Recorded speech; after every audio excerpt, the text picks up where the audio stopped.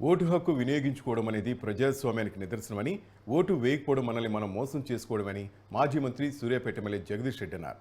Warangal, Nalgonda, Khammam graduate ఉప ఎన్నికల polling సందర్భంగా సూర్యాపేటలోని జూనియర్ కాలేజీలో జగదీష్ రెడ్డి తన ఓటు హక్కును వినియోగించుకున్నారు. పోలింగ్ ప్రారంభ సమయానికే 457వ బూత్ వద్దకు చేరుకున్న ఆయన మొదటి ఓటు వేసి యువకులకు ఆదర్శప్రాయంగా నిలిచారు. అనంతరం ఆయన మీడియాతో మాట్లాడారు. మన సమస్యలను ప్రతిబింబిస్తూ సమాజానికి ఉపయోగపడే వ్యక్తులను ఎన్నుకోవాలని కోరారు. పట్టభద్రులు విధిగా తమ ఓటు హక్కును వినియోగించుకోవాలని పిలుపునిచ్చారు.